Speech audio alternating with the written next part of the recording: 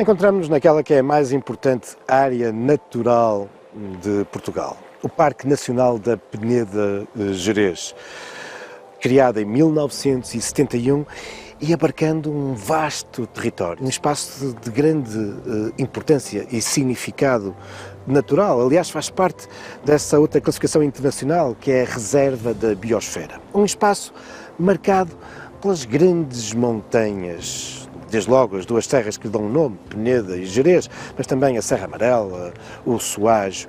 Mas para lá desta zona montanhosa, este é também um espaço natural marcado por grandes falhas geológicas, dando origem desde há centenas de milhares, milhões de anos, lugares, percursos onde corre água, ribeiros, alguns rios com caudal significativo, que por sua vez vão alimentar alguns vales e veigas muito férteis, porque estas linhas de água, particularmente no inverno, arrastam aluviões, nutrientes que tornam essas terras muito férteis do ponto de vista agrícola. E por isso também não admira que desde há muito tempo, desde a pré-história recente, o homem aqui se tenha fixado e dando origem também a uma relação intensa, mas harmónica com a natureza e que de resto esteve também essa relação na base da classificação do Parque Nacional em 1971.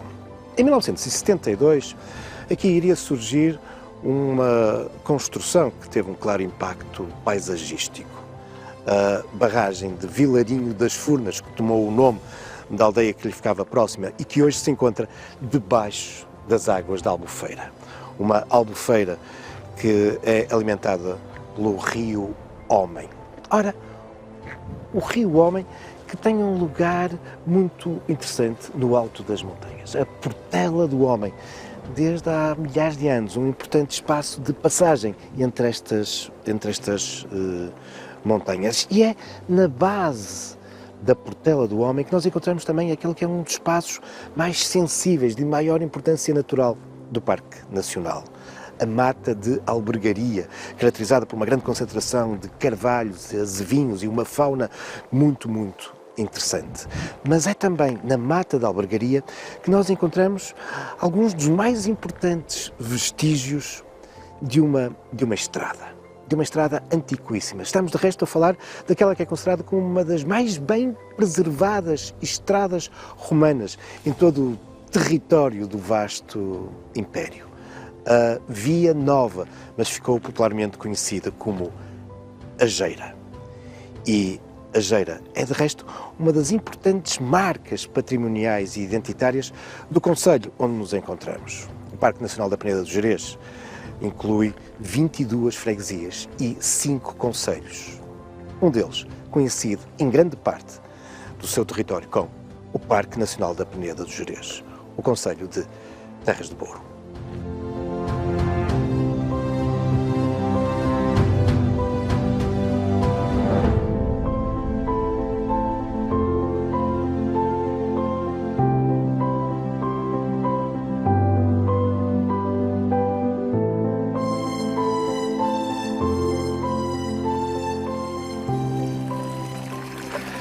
As origens do concelho de Terras de Bouro andam associadas a um histórico e antigo mosteiro, o de Santa Maria do Bouro, que se localiza hoje no vizinho concelho de Amares, mas durante séculos este território pertencia e era administrado por esse mosteiro.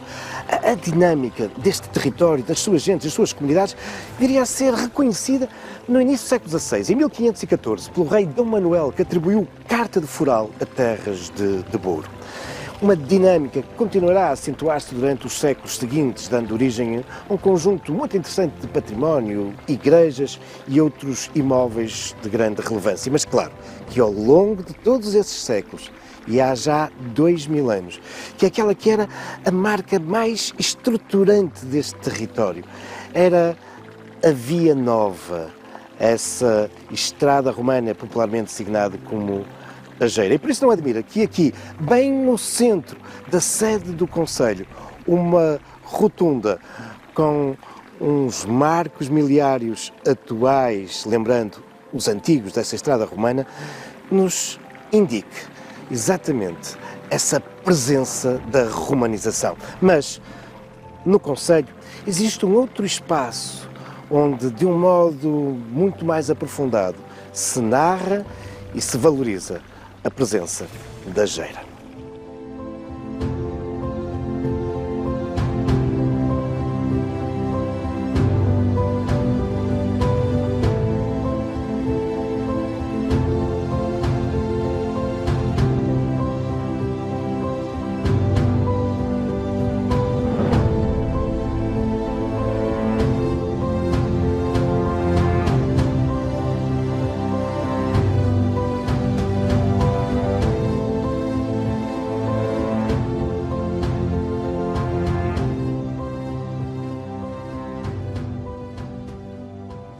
Esse espaço privilegiado para abordar a importância da Via Nova, a Geira e a sua história, é o Museu da Geira. Localiza-se à entrada da povoação de São João do Campo de Gerês. Aliás, mesmo junto àquela que é uma das marcas patrimoniais mais interessantes da Geira. Um daqueles marcos miliários que as vias romanas iam apresentando ao longo do seu percurso. Este, no entanto, classificado como Monumento Nacional, apresenta uma característica muito interessante. Em época posterior, ele foi cristianizado, transformado num cruzeiro, objeto de grande devoção popular. Mas este museu tem exatamente por missão valorizar a Geira, socorrendo-se de uma série de suportes museográficos muito interessantes e pedagógicos, mapas, maquetes, esquemas. E aqui percebemos também da importância que a rede viária tinha no Império Romano. Não é por acaso a famosa frase, todos os caminhos vão dar a Roma. Com efeito, as estradas foram cruciais para o sucesso e para a longevidade do Império. Não tanto, muitas vezes se diz, porque facilitavam o rápido transporte e deslocação dos exércitos, mas mais do que isso, porque afinal este Império Romano, este vasto território de livre circulação de pessoas e bens, com a mesma moeda, com uma língua franca, o latim, que todos compreendiam, e sim, estou a falar do Império Romano, assentou muito o seu sucesso, de facto, nesta intensa troca de bens comerciais por todo o seu território, criando interdependências, criando uma malha que unia todo este território. E daí também a importância das vias.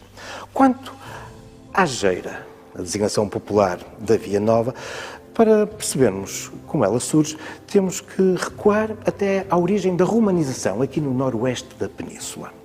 Teoricamente, os romanos conquistam este extremo da Europa, este extremo da península, nos finais do século II a.C., depois de ter derrotado Viriato e os lusitanos, Décimo Június Bruto faz uma intensa campanha militar, subjugando os povos aqui no norte da península. Mas, na prática, durante os 100 anos seguintes, estes povos continuarão entregues a si próprios, porque este era um território muito acidentado, montanhoso, polvilhado por comunidades muito aguerridas, e por isso Roma nunca sentiu necessidade ou vontade de investir dinheiro e homens para subjugar o noroeste da península. No fundo, como aconteceu também nas Ilhas Britânicas com a Escócia.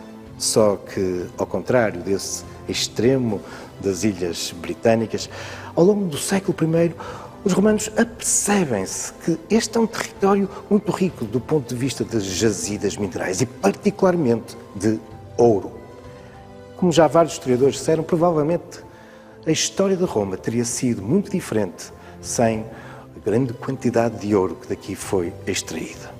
E por isso, há cerca de 2000 anos, no final do século I a.C., com Otávio César Augusto, finalmente o noroeste da península vai ser subjugado e de imediato se inicia a exploração de ouro.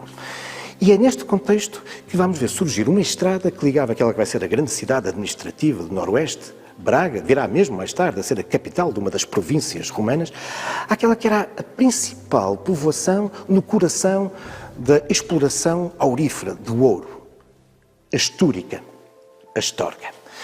E essa estrada vai avançar, enfim, ao longo dos territórios mais a sul, passando, por exemplo, por Chaves, Mas quando chegamos ao final desse século I, com a romanização já muito mais desenvolvida, o Império sente necessidade de criar uma outra estrada. Uma estrada que passasse por esta zona mais montanhosa, contribuindo também dessa forma para, de algum modo, incorporar, romanizar as comunidades que por aqui ainda viviam bastante isoladas. E é assim que surge, construída entre o ano 69 e 71, de um modo muito rápido, apesar das dificuldades do terreno, vai surgir então a Via Nova, aquela que nós depois iremos conhecer como a Geira. É toda essa história que aqui nos é narrada, mas o ideal mesmo, é percorrer a Geira.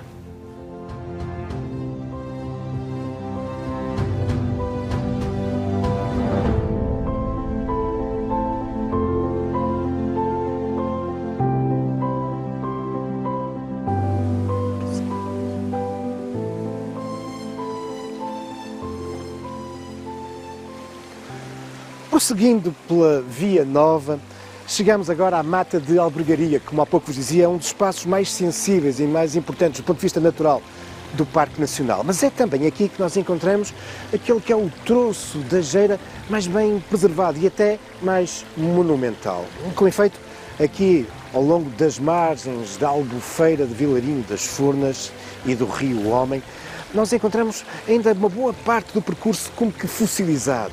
Encontramos marcas de antigos rodados e claro, também alguns espaços lajeados. O lajeado faz parte um pouco do imaginário que nós temos das estradas romanas, mas, em boa verdade, boa parte do percurso, excluindo, obviamente, as áreas urbanas, era feito em terra batida. Era complexa o processo de construção das vias romanas. E, uma vez mais, a genialidade da sua engenharia é evidente. Havia, não raras vezes, um rebaixar, um aplanar, um regularizar do substrato rochoso e depois várias camadas que permitiam, sim, o colocar da terra batida ou então do lajeado. Mas o lajeado, nestes percursos fora dos povoados, só era utilizado em sítios onde era fundamental para a preservação da própria via. Nomeadamente em sítios muito inclinados, onde as águas da chuva podiam abrir rasgos. Ou então, claro, nos espaços nas margens de rios e ribeiros, para evitar as características lamacentas que poderia haver nestas zonas. É exatamente o que acontece aqui, neste lugar da milha 31. E como é que nós sabemos que estamos na milha 31 da Geira? Por causa de um outro aspecto verdadeiramente monumental e de grande interesse patrimonial que nós temos aqui na Mata da Albergaria, que é a grande concentração de marcos miliários. Os marcos miliários são estas pedras que nos aparecem epigrafadas, isto é, gravadas. Mas o que é que elas significavam? O que é que aqui estava escrito? Qual a funcionalidade destes marcos miliários? Ora, o próprio nome nos indica que estamos perante alguma coisa que aparece de 1000 em 1000, de facto, de 1000 em 1000 passos romanos, ou seja, de 1000 em 1000 passos, corresponde mais ou menos a 1,5 km, nós tínhamos uma milha. E nesses sítios eram colocados estas pedras. A inscrição, enfim, refere o imperador que mandou abrir a estrada ou então que a reformou, os seus títulos, mas também nos refere a que distância, a que milhas nos encontramos do destino dessa estrada. Neste caso, Brácara Augusta, Braga. Mas aquilo que era habitual era haver apenas um marco miliário por milha. O que muitas vezes acontecia é que, quando mudava o imperador, o velho marco era retirado. Ou então aproveitava-se o mesmo, mas a sua superfície era picada e uma nova inscrição surgia, agora com o nome do novo imperador. Mas o que nos acontece aqui, ao longo de Geira, particularmente neste troço em Terras do Bouro, é uma grande concentração de marcos na mesma milha. Aqui, os marcos não foram substituídos. Provavelmente eles terão sido derrubados, só um é que sobressaía. mas, particularmente a partir do século XVI, com o interesse em recuperar as antiguidades, muitos deles acabaram por ser reerguidos. E por isso temos aqui algo de verdadeiramente único, que é esta grande concentração de miliários. Para termos uma ideia do que estamos a falar, em toda a Península Ibérica conhecem-se cerca de 500 marcos miliários. Pois bem, desses 500, cerca de 280 encontram-se na Geira. E aqui, neste percurso, são muitas dezenas.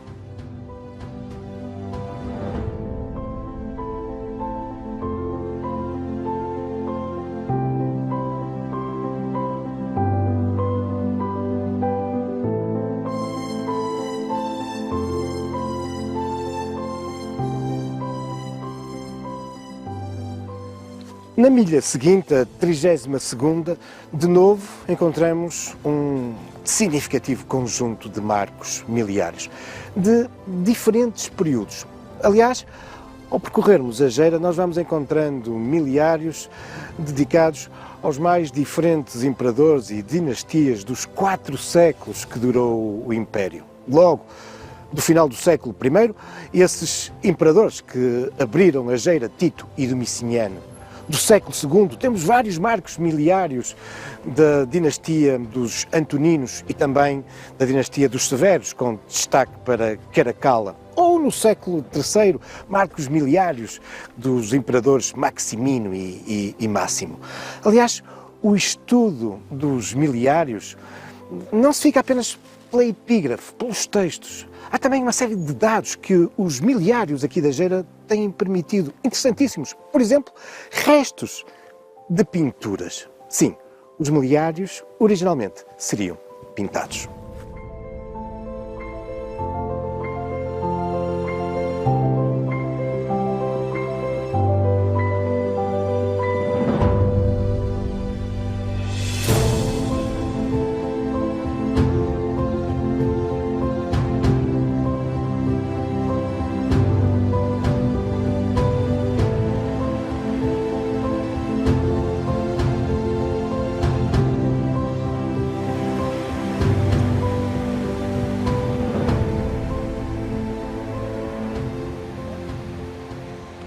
As linhas de água sempre foram um dos principais obstáculos da abertura de estradas, também das romanas. Mas, uma vez mais, a genialidade da engenharia e da arquitetura romana respondeu a este desafio com a construção de pontes.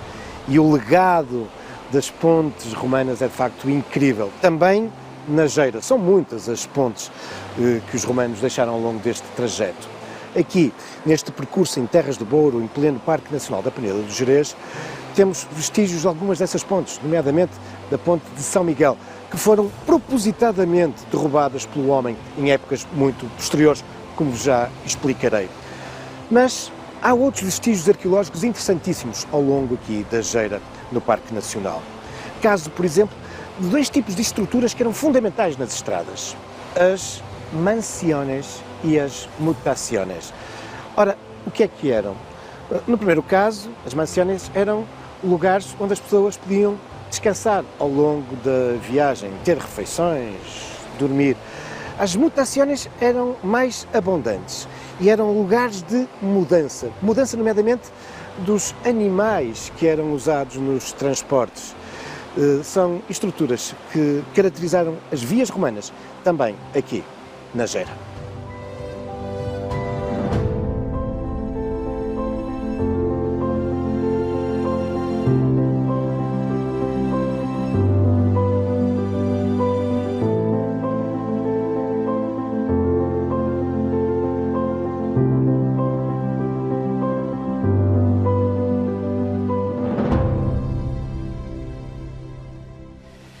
E depois de uma acentuada subida, chegamos à milha 34 e atingimos aquele que é um dos lugares mais estratégicos em toda a Via Nova, em toda a Geira. Estamos na Portela do Homem, hoje no espaço de fronteira entre Portugal e Espanha. E um lugar, de facto, crucial, porque, como o próprio nome indica, estamos numa portela, num sítio de passagem entre duas grandes elevações. E por isso os romanos encontraram aqui essa passagem crucial para vencer estas cadeias montanhosas e avançar de um modo decisivo para as paragens mais setentrionais, mais a norte, em direção à Astúrica, a atual Astorga. E também não admira que, desde então, este seja de facto um lugar estratégico ao longo dos séculos. E, devido à sua importância, não admira também que seja um sítio onde temos muitos marcos miliários. Uma vez mais, eles não foram substituídos, foram-se aqui acumulando. Hoje temos 8, 3 no exterior e 5 num espaço, num pequeno núcleo museológico dedicado aos miliários. Mas estes miliários da Portela do Homem apresentam características muito interessantes. É que alguns deles não indicam a milha 34. E há até alguns que não apresentam qualquer epígrafe. Não estão gravados. E por isso alguns investigadores admitem a possibilidade de estarmos aqui em presença daquilo que seria uma oficina onde se produziriam os miliários que depois eram distribuídos pelas milhas próximas. Bom, mas este é de facto um espaço de enorme interesse patrimonial, mas também histórico, decorrente exatamente deste facto de ser um lugar de passagem. E não nos podemos esquecer que a importância histórica da Geira não termina com o Império Romano. Após a queda do Império, as vias romanas continuaram a ser muito utilizadas durante a Alta Idade Média. E esta, por isso, continua a ser muito concorrida. E, particularmente, a partir do século IX, X, porque será vital nos caminhos de peregrinação em direção a Santiago de Compostela. Aliás, já no período da Reconquista e, por exemplo, da formação do Reino de Portugal, este é um importante corredor que ligava a zona das Astúrias e da Galiza a Portugal. Importante para as trocas comerciais, para as tropas diplomáticas, mas não raras vezes importante do ponto de vista da estratégia militar. Aliás, essa importância militar fez com que a Geira continuasse muitas vezes a ser utilizada. Por exemplo, no século XVII, nas guerras da Restauração. E foi exatamente nesse período que muitas das pontes foram intencionalmente destruídas para evitar que as forças espanholas entrassem em Portugal. A Geira continuará a ser utilizada noutros momentos conturbados do ponto de vista político e militar do nosso país. Por exemplo, no século XIX, durante as guerras liberais. Mas isso são já outros factos, também algumas lendas, futuros caminhos da história.